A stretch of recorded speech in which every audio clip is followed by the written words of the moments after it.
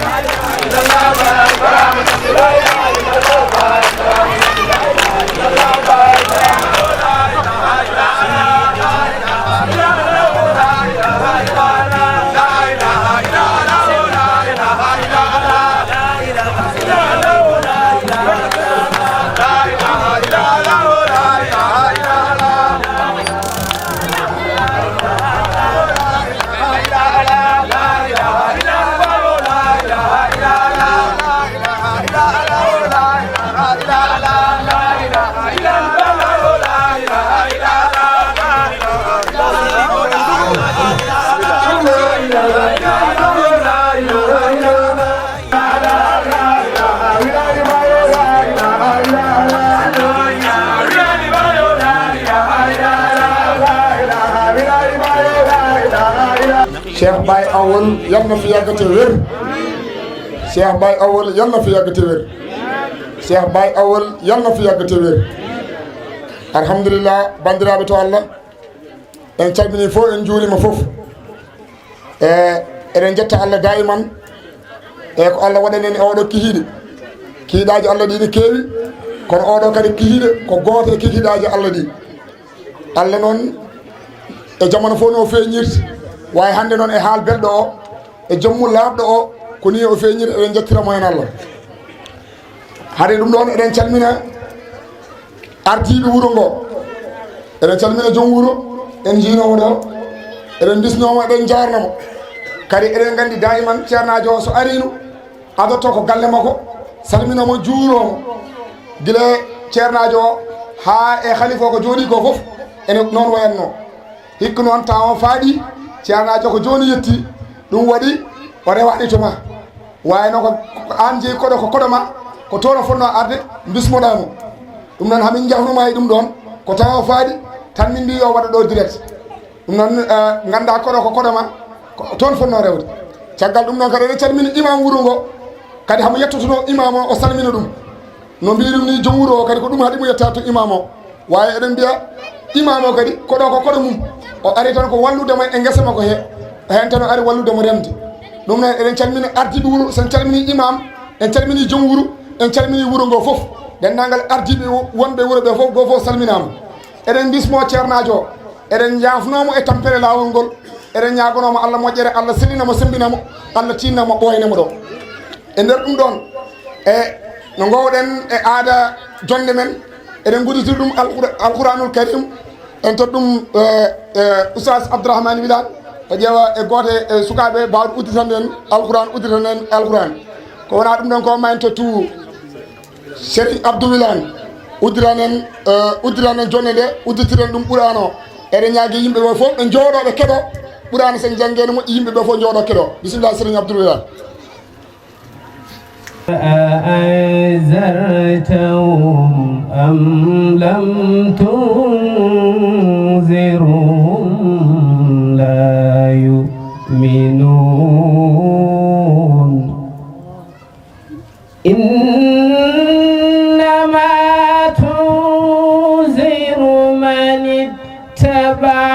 الذكر وخشي الرحمن بالغيب فبشره بمغفرة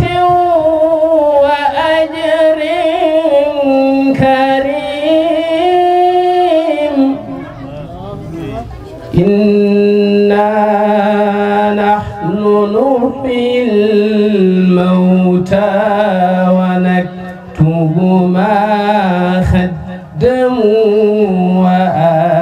وآثارهم إنا نحن نحيي الموتى ونكتب ما قدموا وآثارهم وكل شيء أحصيناه في إمام مبين صدق الله العظيم. الفاتحة.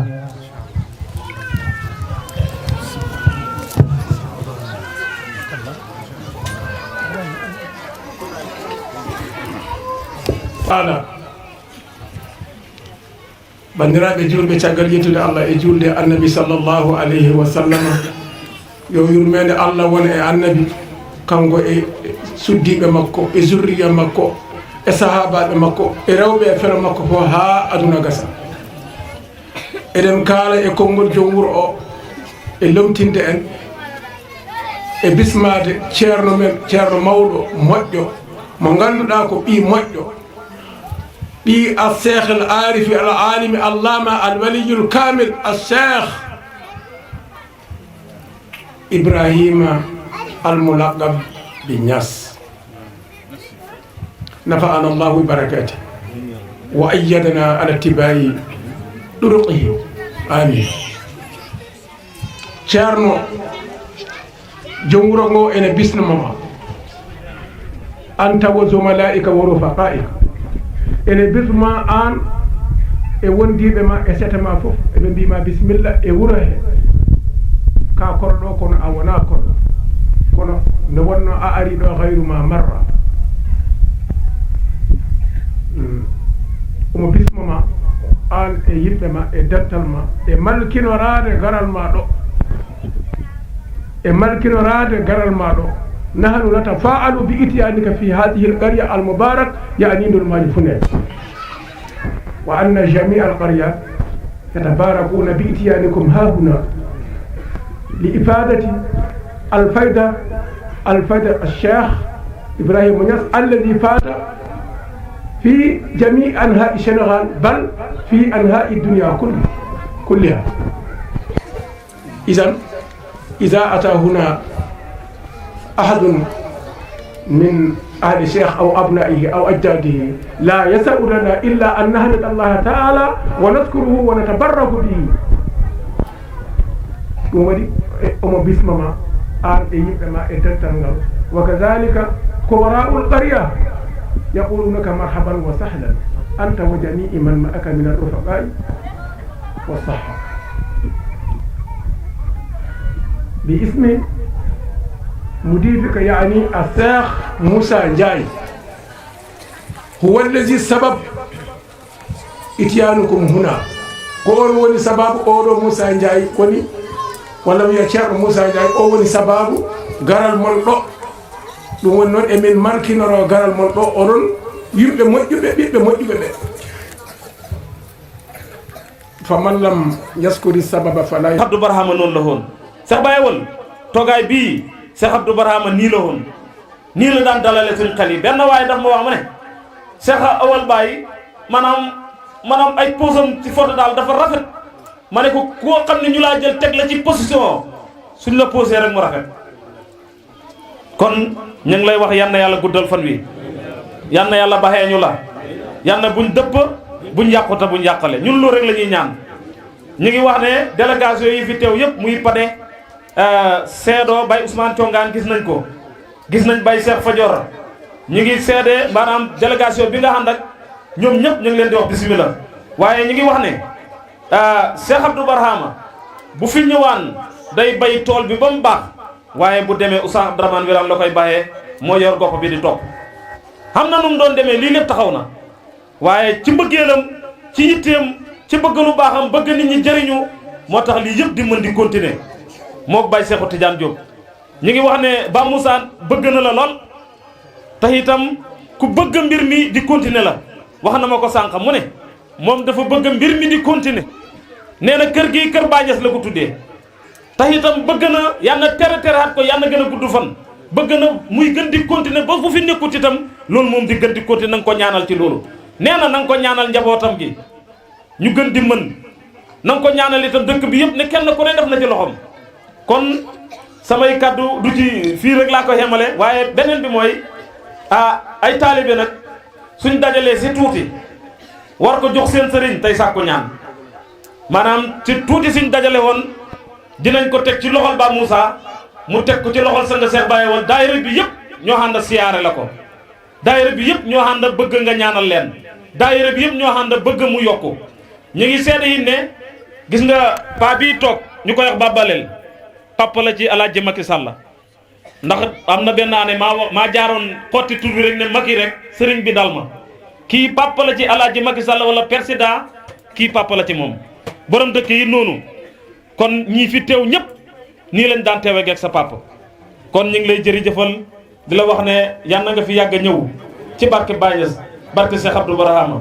kon ñu ngi jox addi ji Ba Moussa mu jox ko Sanga Cheikh Baye Awal teg ko ci loxoom mu jox ko Sanga Cheikh Baye Awal lii moo ci kaddu yi lu ma ci juum itam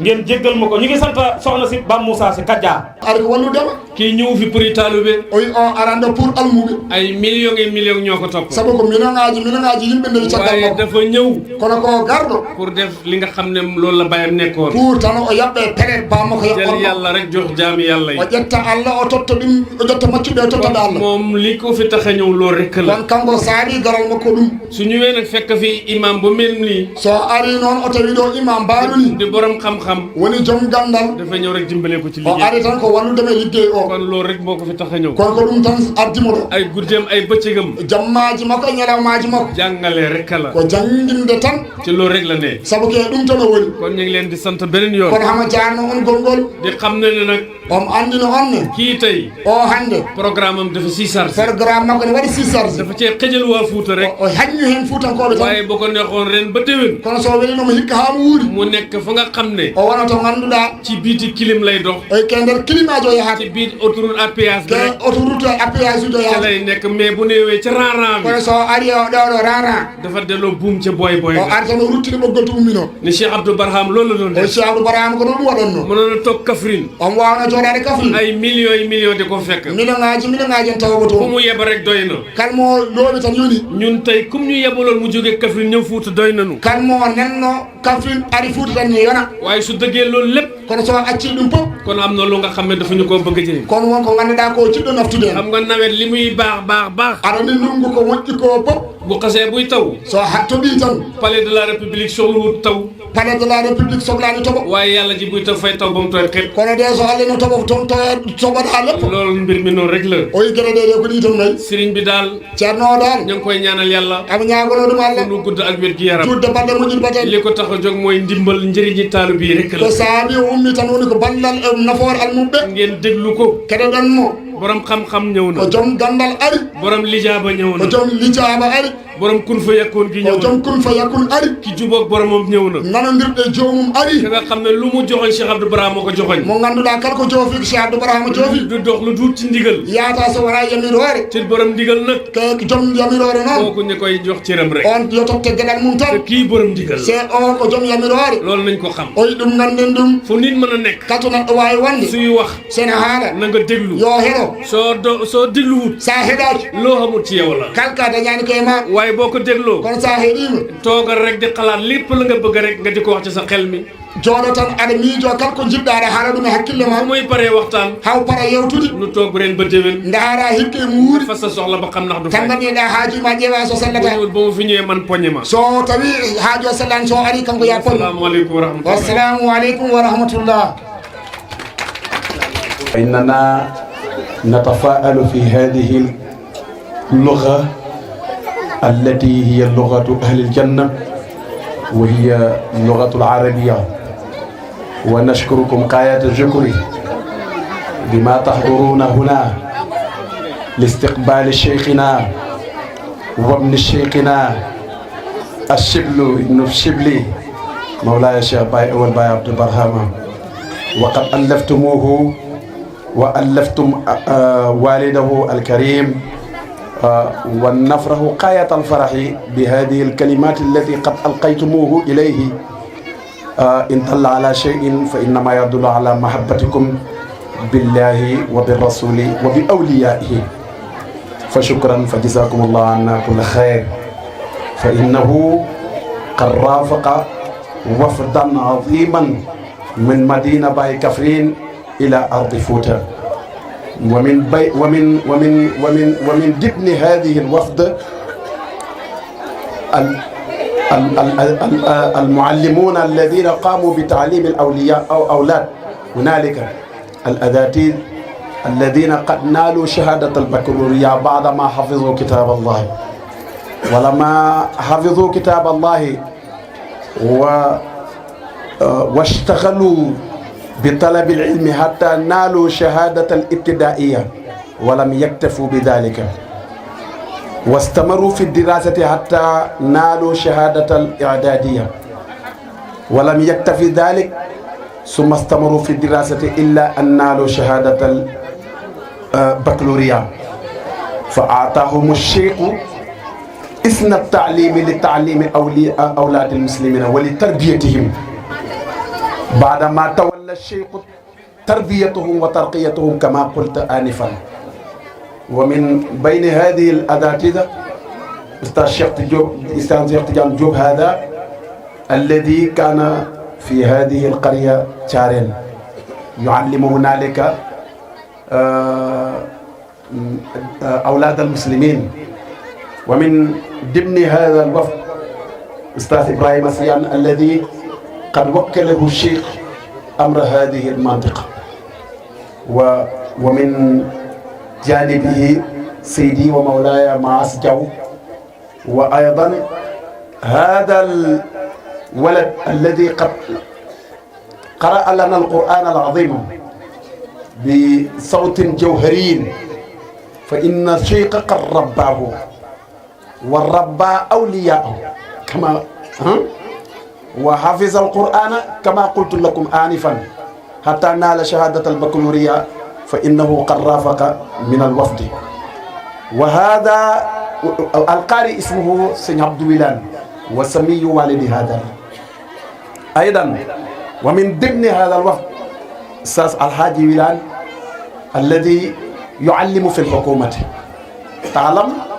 أن من تعلم حتى صار معلما في الحكومة ليس بجاهل أيوة فشكرا ومن ضمن هذا الوفد أيضا مسيح الحاج صو قد ألفتموه هو ابن فوتة ما شاء الله وأيضا هؤلاء الأولاد كلهم قد قادروا من أماكن شتى وجاءوا إلى الشيخ لطلب العلم ورافقهم الشيخ إلى هنا من بينهم شرنندو هذا الذي والده قد رافق والد هذا الشيخ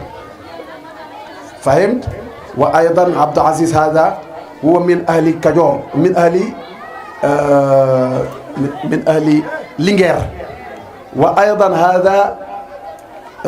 alxayr innahu qad qadara fi mantiqati Passy waraa Kaolack wa aydan wa qad rafaqa aydan hada alwalad alladi kana min asaiqi saiqun hafizun li qur'an hafizun li kitabillahi fahimta aywa summa saara saiqan li cheikhi hafizun wa saiqun fahimta in dalla ala cheyin fa innama yadullu ala anna alwafda wafdun karimun kabirun min karimin fa jazakumullahu anna kulla xayri ñi ngi góorgóor ñi ngi sant yàlla bu baax Seydi ci sa kaddu yi sëriñ bii nit la koo xam ne dëgg-dëgg ñun ku ñu ko fonkal rek dañ lay fonk dañ lay bëgg ndax duut ku ndaw comme na ma la ko waxee woon daaw bayam daf ko jëloon mu dem Qahira jàngi ñu bëri xamuñ ko pourquoi lii la ko doon préparé Qahira nga xam ne mooy capitalu xam-xam ku fa nekk juróom-ñaari at kooku noonu du ku ndaw te ba muy demat lépp lu waroon ci moom bayam def na ko ci mokkal na alquran jàng na ba am baccalauréat mu yóbbu ko pourquoi xamoon na ne xam-xam da koy soxla kon kooku noonu moo teew fii papa yow yaay raisul xariya bi yaay borom dëkk bi waxoon naa la ko daaw sa dooma ngi te jëf nga ne yaay baayam mage nga lool yàlla na nga fi gën a yàgg bu la neexoon nga ne du ma ñëw boo yónnee Seydil Saas rek doy na boo yónnee Cerno doy na waaye nga ñëw teew fii nii dëgg-dëgg loolu rëy la ci ñun kon ñi ngi kontaan joxe woon nga fi nag ci jamonoy bayam ñëwati ñëw fii nii nga teeru ko fii nii dëgg-dëgg lu yàgg dëgg la yàlla na nga fi gën a yàgg ñi ngi kontaan ca Seydil Saas ñi ngi kontaan ci sa kàddu yi rafet na rëy na xol bi tilimut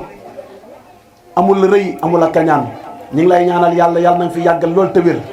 su duutoo nag kaddu yi nga barkeeloo pour présenter ko dëkk bi dañuy jox sëriñ bi rek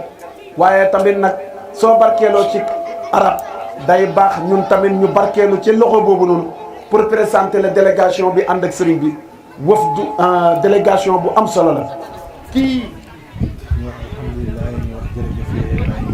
ceerno wi yen mbi alhamdulillah mbiyen jërëjëfe Baye Niass jërëjëfe Baye Niass mbiyen jërëjëfe Baye Niass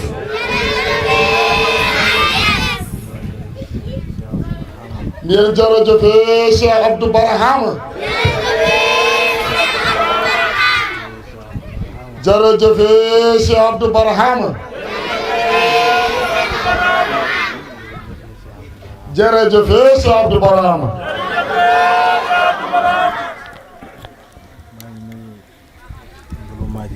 hama salmina ndulmaji fof leen di ziara leen di ndokkel hama juuro on hama jippin mone jippoɗo mon maa ngi ziara góor ak jigéen mag ak ndaw hama juuro debbo e gorko suka e mawɗo maa ngi nuyu imam maa ngi nuyu borom dëkk bi hama salmina imam hama salmina joom wuuro da ngay talal micro bi ndax ñi mën a dégg ñi mën a dégg maa ngi nuyu imam maa ngi nuyu borom dëkk hama salmina imam hama salmina joom wuuro maa ngi nuyu kilifay dëkk bi yëpp hama salmina hillifaɓe wuuro ngo fof ñu ngi kontaan bu baax ci ñi ngeen ñu teeroo fii ci dëkk bi hamo weltono feewi no jaɓɓirɗon mo e ngoɗo wuuro xam naa ne namoon ngeen ñu waaye ñu ñoo leen raw fuuf o wi hamo andi on jewninomo wawi kanko ɓuuri on jewnino fof ndax nit ki kat jëfam mooy dëggal ne ca moom saabu neɗɗo o ko gollata ko tan gonɗinde ko woni e nder makko ko bu ñëwoon fekkuñ fi kenn su boobaa bu ñu leen namm nañ lay duñ ko mën a gëm waaye mbooloom yëpp fekk nañ lañ fi ñu tey duñu xaar so arino tan oto waaliɗo hay goto son mbi on jewnimo o jaɓata kono noon o wawi tawiɗo onon fof ɗum ne gonɗino on jewninomo kon loolu lay wax foofu maa ngi nuyu borom dëkk di wax ne maa ngi koy gërëm o wi ko ɗum o haala ɗon kono ɗum ɗon hama salmina joom wuuro hama jarnamo lépp lu lu mu doon def ci kanam Cheikh Abdou Barhama ba tey jii lépp yàlla rek moo tax mu ko doon def. kanko waɗano e yeeso Cheikh Abdou Barhama hamoy continue ɗum ne gonɗiɗo ko Allah tan saabino hamo waɗa. nit dana seq ak yow tiraanga fekk la nga koy defal moo tax mu seq ak yow tiraanga yooyu. o wi neɗɗo noon ene gollidirema e teddugal sabuno sababu tan ko mbaɗantama ko ɗum saabi o teddinma. waaye it nit dina la defal tiraanga gi seentu ci dara lu dul fay ak yàlla rek la ci seentu. kono noon neɗɗo ene teddinma taw soynaki hen haydara so wona jobdi Allah tan. bi nga xamee ne ngante ñëw na ba ba ñoo jaar sa kër bu la neexoon toog ne comme fii lañ daan jaar te ñëwuñ man it damay toog sama kër. nde ngannduɗoɗa ngantu ala o aranno o yetto galle ma anne aɗa wawno jooɗade mbiya ɓe garaɗi minen mbiya hayde.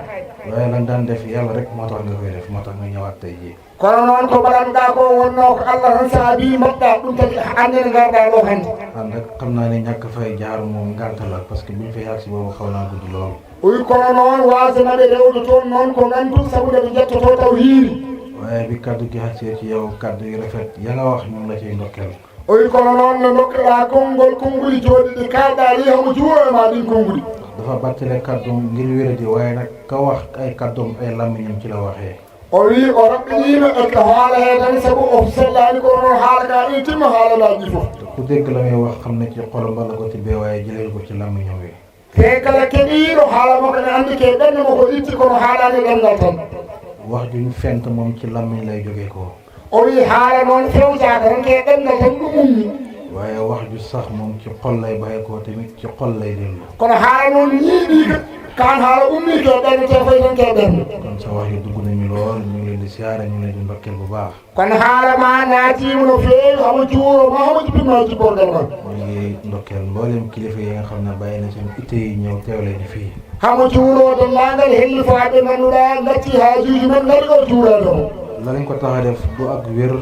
du ak ñàkk am jot waaye nag bëgg l'islam bi xam ne l'islam moo ñu tax a jóg moo tax ngeen ñëw teewle ñu fii. ko saabi ɗon ɗum wona oɗon celli wona on ngala ko mbaɗon ko ene ala ko yitte mon islam oɗon gandi ko islam ummini o gatɗon lentuɗon ɗum e makko. ñu ngi kontaan di leen ñaanal yàlla yàlla gën a fekk seen fan mu gën a gudd lool ci barke Baye. hamo wetti e on hamo ñaagono Allah on hamo ñaagono on Allah Allah ɓeɗo juunude balɗe mum.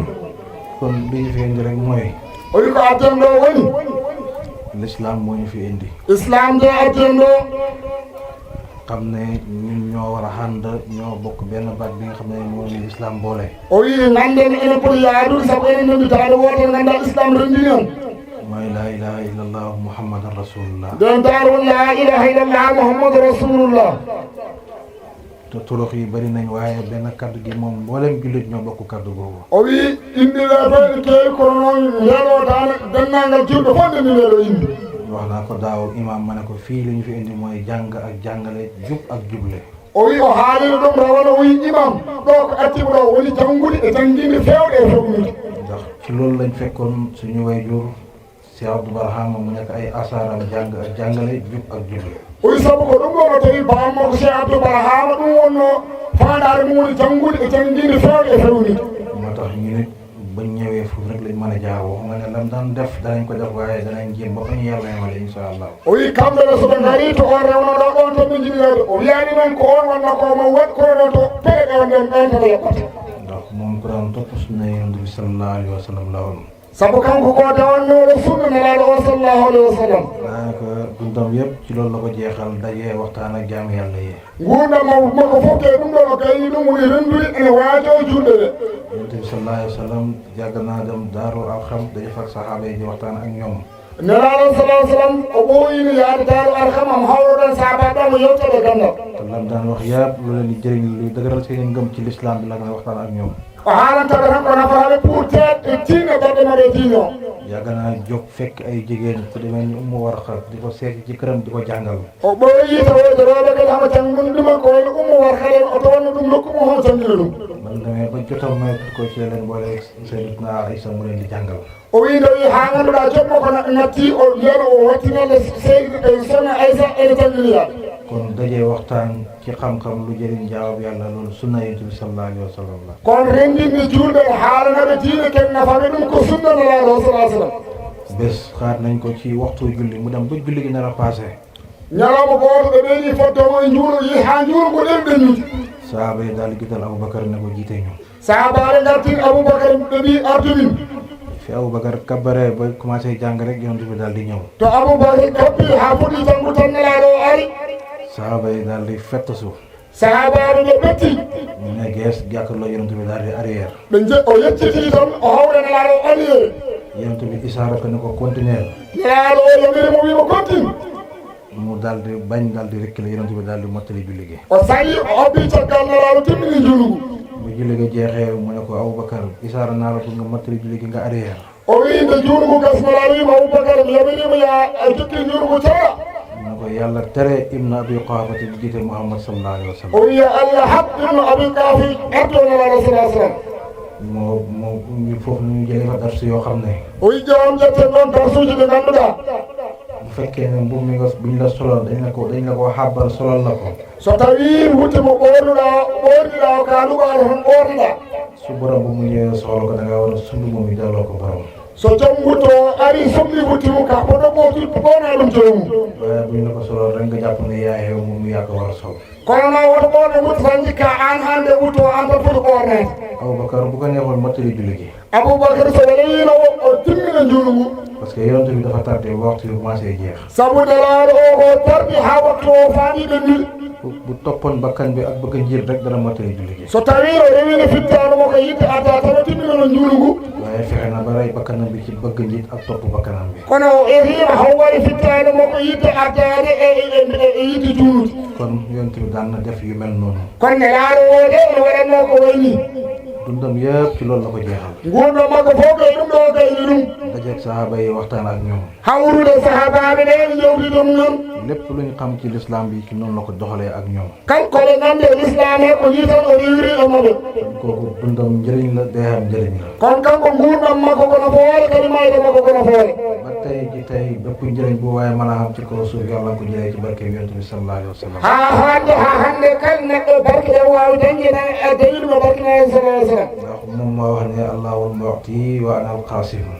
sabu kanko wi ko Allah woni dokkowo min woni peccowo. yàlla mooy joxe waaye man may séddale. Allah de woni dokkowo min woni peccowo. kon foofu ko haawi sukkandiku ne yonent bi deewul. kono ɗon noon annduɓe ñiiɓi wiide nelaɗo o maayani. comme moom mooy séddale te ba léegi mi def yaa ngi kon warta dee. taade tan kanko woni peccowo te ha joni feccetaɓe nan ɗo kono way hay. bu dee rek lépp lu yàlla naroon a jox mbindee fi dara du mën a agsi. kono kay so yeehi kanko Allah annino tottude windere nde kono yettotako. xam na it ñu ne yonent bi deena jeex na. won noon yiiɓe nelaɗo maayi gasi. waaye nag loolu ñoom seen gis-gis la ñoom waaye yonent bi deewut demut fenn mu ngi fi. o wi kono ɗum ko yiyande mom kono nelaɗo maayani an hay nokku nan ɗo. ndax moom yonent bi sallallahu alayhi wa sallam bu deewoon. sabu kanko nelaɗo sallallahu alayhi wa sallam so maayi.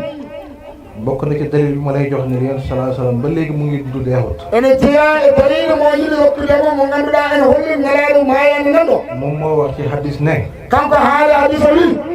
keroog bi ko yàlla rañaane mu jëm ci boromam. nde Allah noddimo yo are jommo. mu ne romb naa yonent yàlla Moussa mu taxaw ci beñ bu xonk cur di julli. o wi mi wittima no laaɗaɗo Moussa e dere nguru mo ɗewu coy ene juula.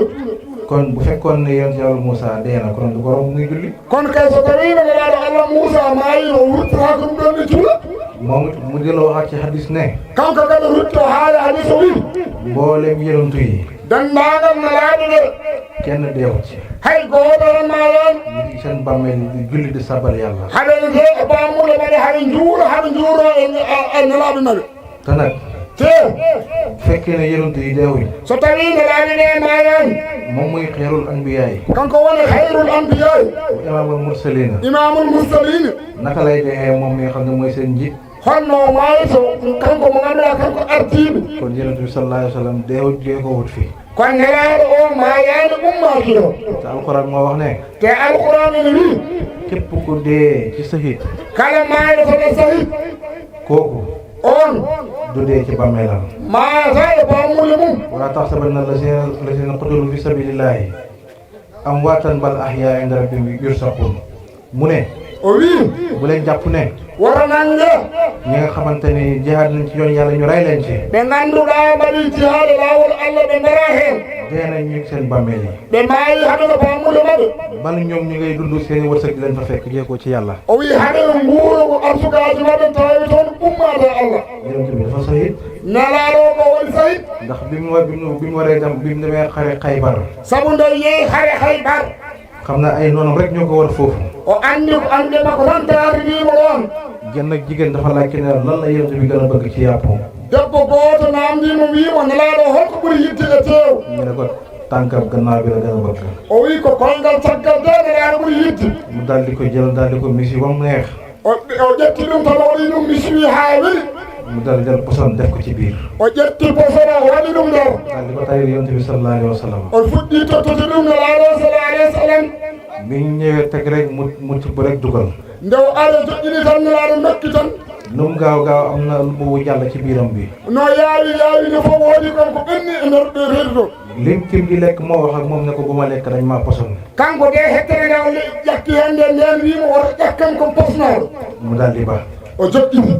ne xoolu ndaw si togg ñam wi o notti dabbaji defnoɗo ndefu ngu mu ne ko li nga def lu tax nga def ko o wi ko mbaɗɗa ko ko saabi mbaɗɗa ɗum laaju ko ne ko lu tax nga poson ñam wi de o wiyano holko saabi postuɗa ñande nde de parce que xam na la fa ne mu ne li nga def lu tax nga def ko saabu hamande ko woni toon ko tan o wi ko mbaɗɗa ko saabi mbaɗɗa ɗum ndaw si it xam na lam def debbo o kañum ne andi ko wayi mu ne ko dañoo wax ne yow yonentu yàlla nga ɓe mbi an ka nelaɗo Allah ma ne naa xool ba xam ndax yonentu nga wala doo yonentu min nene mbimo ƴewto an ka nelaɗo wala wona nelaɗo bu fekkee yonentu nga so tawi ka nelaɗo sa borom dana la xamal ne la ñam yi poson lañ ci bëgg a lekk ma jomma andine ndiɗo ñamde waɗi poson woto ñam bu fekkee doo yonentu nag so tawi o wona nelaɗo ma xam ne dañ ñoo bëgg la jël ma jëlee la fi ganda min ganda ka ciɗɗo maccini min mi guittima ɗo lii rek moo tax ma def ko ɗum saabi posuma mu ne ko demal jéggal naa la o wiyami yaafimama waaye saaba yi jéggaluñ ko de ko saabaɓe ɓe jafakimo ba muy génn lañ ko fala dara ko mu jeex saabu nde o yatande tan ɓe paliɓe ɓe mbaɗimo ɗum gasi kon benn ci rek ma wax la yonentu mu ngi dund ci bàmmeelam mooy sahid lim sahid o wi ɗum ɗo tan yoni o holluma nelaɗo mayane bamum mum saabu o ɗum ɗo ko ɗum sahi parce que wax na ne dañu di yëg poson goo ci programme bi saabu wiya o seerani tinde on poson e gottol makko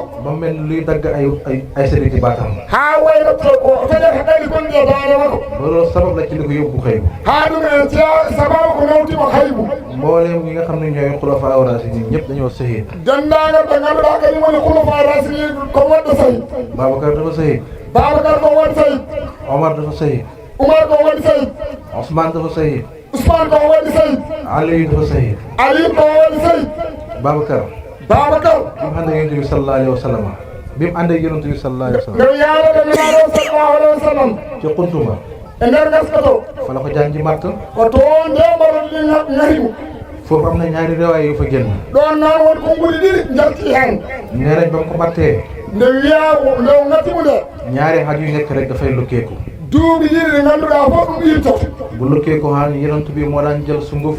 jox ko mu raay ko ci mu wér so irtinooma ko nelaaɗo ƴettanno lekki o waɗa heen tan ɗum deeƴa xam ñu ne du sunguf waaye loxo bi rek daan raay mu wér won mbiimi noon alaa wonaa lekki ko junngo makko o raayanno heen ɗum sella moo tax bi yonent bi génne àdduna moom it ñaari at la ko taw rek daal di génne àdduna o wii ɗum tagi nde nelaaɗo o yalti aduna kanko ne duuɓi fo yentano yetti aduna ndax gombe moo lukkeeku taw nga daan fay new si moo tax mu génne àdduna sabu ko ñawanɗe nde irti o yaari ko safranoomo ko kanko ne ko ɗum waɗimo Seydina Omar ibnu Xattaab Seydina Oumar ibnu Xattaab moom moo daan ñaan yàlla kanko ñaagotono Allah naka yow yàlla naa sahid o wii aan Allah waawi waɗa sahid yàlla ñu ma rey ci l'islam bi Allah ne waawi waɗa e l'islam o parce que yonent bi moo leen waxoon ne képp ku sahid rek àjjana nga jëm sabu ko nelaaɗo janngirnooɓe kala maayɗon sahid tan ko aljanna fayi bisa jot rek muy defar sàppe gi ñalawma no aratana hum fewn sappeji ɗi ci julleeg fajar e juuɗo salatu ibnu luk moo ko jam paaka ci biir mu daal di gën a àdduna ɗimno lukluk kañum tan yiɗumo laaɓi caggal to o tono maayi kon kooku dafa sahid kono on de ko waɗi sahid kon képp ku ne la deena ci bàmmeelam rek indil ko aaya bi rek mu jeex kala kono koy mo mbiɗa o maayani tan attamo oɗo aya gasa ka nga xam ne mooy Seydina Aliyu mo ganduɗa kañum woni Seydina Aliyu moom it dafa sahid kankoɗo ko baɗɗo sahid Abdourahman ibnu Maljam ad-Dawsi moo ko rey Abdourahmane ibnu Maljam ibnu Maljam ad-Dawsi moom moo ko rey on waɗimo ndax dafa am benn waay boo xam ne sabu e waɗi waaji goto mo ganduɗa dañ koy wax Suu Samaha en wiya Suu Samaha koo xam ne dafa bëggoon jigéen bi ñuy wax Xattaana on mo ganduɗa yimno debbo biiral Xattaana mbokk yi ne ko daal bandiraɓe ɓe mbimo loo fi mën a indi ci alal kanko mbawɗa aduna e jawdi duñ la ko may min dokka toon genn kenn la xam mooy rey Ali o wi ko tawi gooto jogui mon mbaɗa Aliyu boo ko reyee rek ñu may la ko sa waɗi amin tan min dokkumama mu daal di fay Abdourahmane ibnu Maljam mu daal di ko rey on yoɓi Abdoulaye mu daal di fay Abdourahman ibnu Maljam o yoɓi Abdourahmane ibnu Maljam xaalis bu bëree kaalis keewɗo mu daal di ko rey o fuɗɗimo on waɗimo fajar ak weeru koor ci la ko rey o wi ko salatu lewru koor ko waɗimo yeew rek ji xeew nit ñi xëdd o fini tan hamo findini yimɓe ɓe yeguma sen kecco mu daal di ko bet daal di ko jam tan o bettima o yiɓimo mu daanu fa la ñàkk ba kanam o ma o leli o yali ko ɗon o maayi ànd ak moom xamal na ki ko war a rey mooy kan te noon kanko hamo anduno borowomo woni hoon bés dafa toog yonent bi sallallahu alayhi wa sallam ñalawma o jootinomo nelaɗo sallallahu alayhi wa sallam yonent ne ko Aliyu o nelaɗima alim ndax xam nga ki gën a xees mekkaɗa andi ɓurɓe jaasi ci li passé e ko ɓendi ko mu ne ko yàlla ak yonent ba moo ko xam o wi ɗum ko allah e nelaɗo mum ɗandi mu ne ko ki reyoon Gëlëm ak Aad ak Samud moo gën a xees ci li passé o wi barnoɗo ngalaaba ba e Samour kamɓe ɓuuri hen jaasi mu ne ko xam nga li gën a xees ñi fi des o wi aɗa andi ɓurɓe jaasi e hettiɓe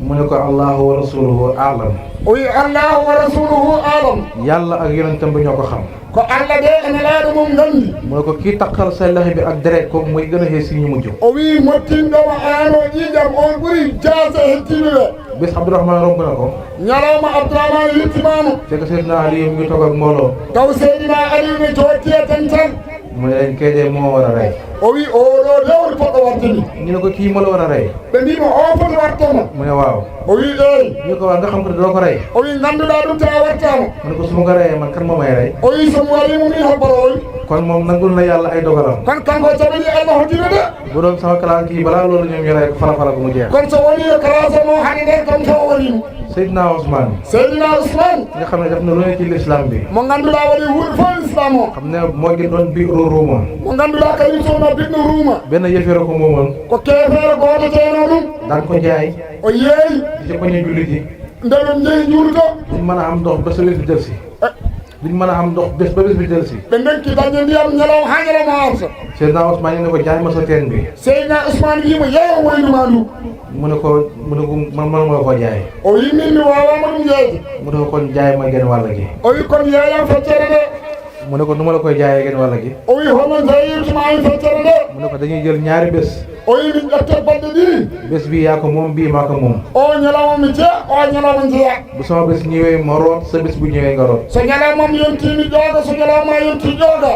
mu ne ko d'accord naa ci loolu o wi min jaɓi e ɗum ɗon mu day ko ci ay dinaar yu bëree bëri o fuɗɗi wadde gaccore kewɗe Seydina Ousmane bu xayee seydina Ousmane so yentama dafay ubbi tan nag mboolem dëkk bi kaay leen ngeen root tan o no ɓuudiral woni ndu wi wuuro ngo fof gara joogue root leen bu rootaa leen suba oɓe joogue ha joogo non janggo ndi ngi seen ndaay ba mu fees rootaa leen suba ɓe joogorode mbaɗa ha keewe ɓe daañe pour janggo ah yawut bi moom bu xayee rek kenn du ñëw kefeere o so tawi yontama hay goto arta parce que ñi waroon a root nañ ci bisab Seydina Ousmane bi saabu fonnoɓe ƴoggue ɓe ƴoguino e ñalam seydina Oumar bu xëyee du jaay dara so fini o yeeyata haydara ba mu xamee ne lii perte la mu ne ko kam jaay lu ki des o nde andi ɗum ɗo dal ko perte fa wiyam liyema ko hetti ko ba mu ñëwee mu jaay ko li des ci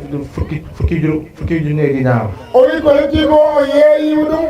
ujunaje sappo e ɗiɗi kon kooku mu defal teraanga boobu l'islam bi kono on waɗani ngal ɗon teddingal l'islam o te terewut dañ koo rey te haɗani on koko wara te ki ko rey jullit la te baɗɗo mo kadi ko juulɗo doomu jullit la ko ɓi juulɗo doom la ci ganam ñooy xulafaa raasidiin o wi ɓiɓɓe arɓe caggal maɓɓe woni xulafa rasidin mooy Mouhamad ibn Aboubacrin woni Mahamad ibn Aboubacrin kooku moo rey Seydina Ousmane ko on nde waɗi seydina Ousmane kon ñoom ñëpp dañoo sahid kono kamɓe fof ko ɓoɗɗo sahid kon képp koo xam ne dee nga ci sahid rek xamal ne yaa ngi dugg sa bàmmeel o wi kono kalmo ngannduɗa mayke sahid yo anndu nan wuuri e bammude mum beneen tegtal bi gën a leer mooy o wi gongol jofonde ɓurɗo leerde woni Seydina Omar seydina Oumar dafa waxoon Aïcha ne ko o wino Aysa o wimo maa ngi lay ñaan bis bu ma génnee àdduna mbaɗa ñaagoma a ñanan mo jettuno aduna denc ma ci wetu Babacar ne moftam sara Babacar ndax Babacar moo yonent bi ñoo ànd tëdd saabu Babacar ene raaɗo waɗen din mu ne ko sama bopp laa ko fi baaxaloon o wi ko ɗon nder ko hoore gaccannomi ɗon waaye may naa la ko kono noon nde lekkima ɗum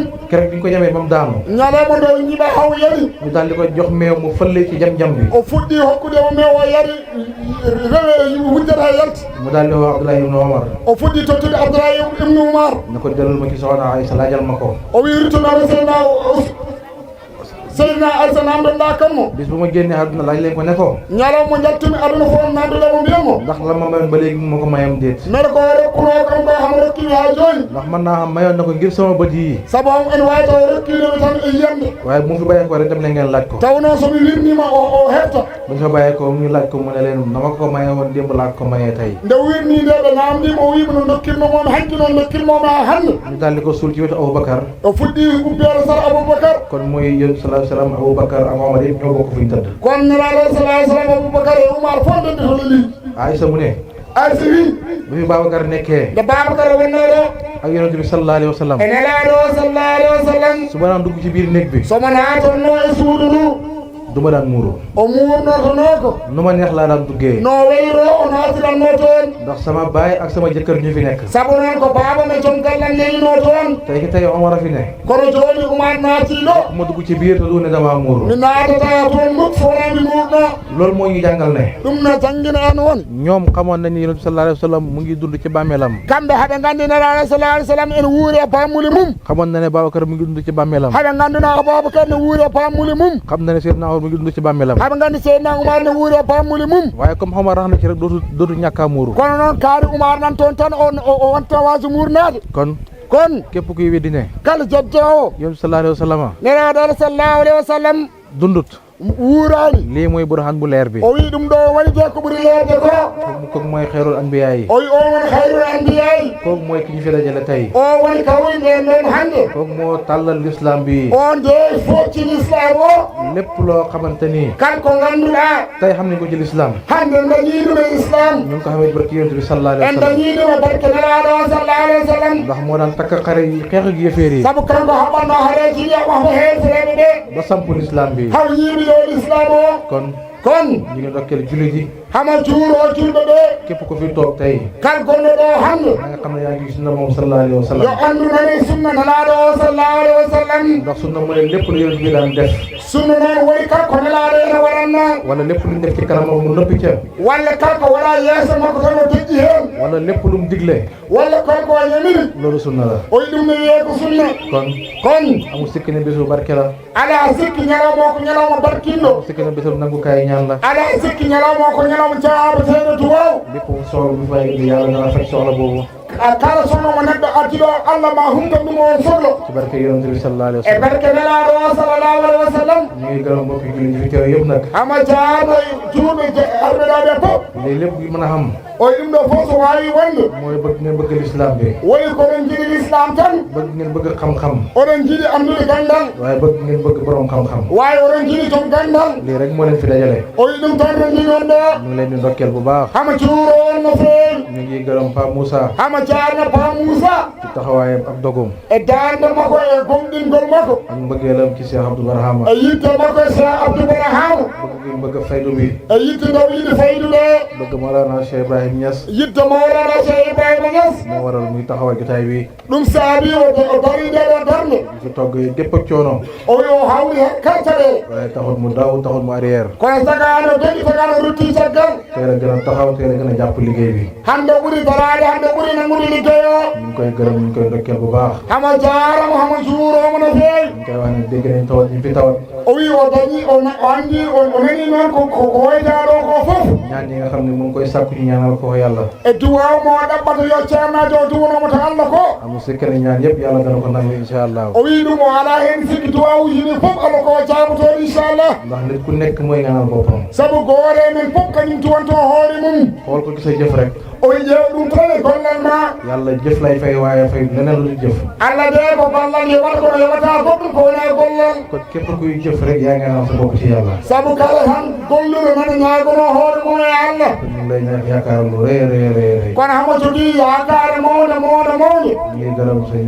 Mamoud Sarr bu baax moom it hamo jarno ceerno Mamoud Sarr kañumne no feewi ñu ngi gërëm Ibrahima mi taxaw ci sama wet moom it o wi hamo jarno Ibrahima o dariɗo sara makko kadi Pa Moussa rek fi taxawoon dama nit ci moom o wi Ba Moussa tan so darinomo ɗo ma Moussa mum waaye ñun ñoo taxaw ci wetam di ko jàppale ci liggéey bi kono ko ɓeɗon woni sawdiɓe e nangganamo liggey makko taxawu daayira bi taxawu mbokki taalibe yi ɓe dari e daayira ɓe garti almuɓe ɓe ba tey liggéey bi mën a rafet mën a yegg fii. ha hande liggéey o waali yodde waali yettade ɗo. maa ngi leen di gërëm waaye maa ngi leen di xiir ngeen gën a góorgóorlu. o wi hama jaa noon kono noon hama wiya on yon ɓeeɗo tinnaade. nit góorgóorlu mooy tax a yegg fa nga jëm. sabu neɗɗo ko tinnaade ma kon saabu to yetto to fay to. te doomu aadama yi ñu ngi rawante ci itte. o wi sabu yimɓe ɓe haɓen nade ndiri tan e himmeji. nit ki mën na laa man fuuf waaye nga ëpp ko itte. neɗɗo no waawi ɗum wawde mo fuuf kono ɓoya ɗum himme. boobaa bu ñu xàggee la da nga xam ne borom itte ji moom fuuf ki nga xam ne moo koy gën a man. o wi so noon yo kiino ma andi joom himme wawi fuufre mo ngannduɗa ala himme.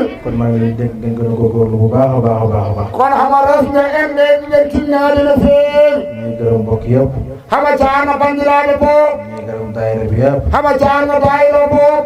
gërëm monsieur Alaaji Sow bu baax moom it. hama jaarno Moussa Alaaji Sow no feewi kañumne. taxawaayam ci mbooloo mi. e darde mum e dental ngal. mu wax ne Cheikh Abdou Barham moo ko jox assurance bi. amu wiye Cheikh Abdou Barham kañum tottimo assurance o. ñu ngi koy ndokkeel ci loolu te di ko dëggal bu baax. te hama jaan hama juuroma e ɗum ɗo te hama gonɗini ɗum no feewi. am na loo xam ne boo koy def ci mbooloo. e wonko ngannduɗa somo waɗa ɗum e dental.